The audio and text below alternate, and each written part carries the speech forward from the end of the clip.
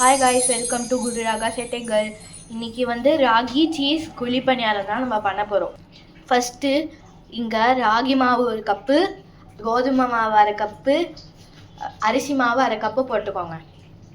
அதுக்கப்புறமா இதில் நாட்டு சர்க்கரை சேர்த்துக்கோங்க தேவையான அளவுக்கு. இதில் தேவையான அளவு கொக்கோ பவுடர் போட்டுக்கோங்க. நெய் எடுத்து ஒவ்வொரு குழியில் கொஞ்சம் கொஞ்சமாக ஊற்றுங்க.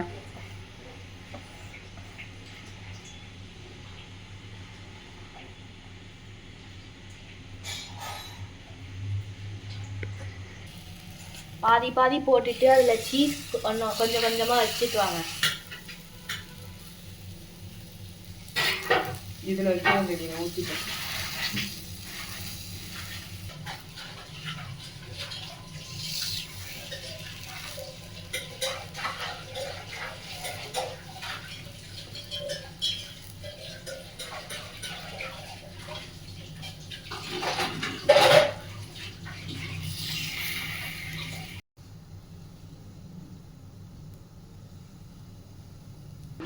அவ்வளோதான், ரொம்ப டேஸ்டியான ஹெல்த்தியான ஈவினிங் ஸ்நாக்ஸ் ரெடி. பாய்.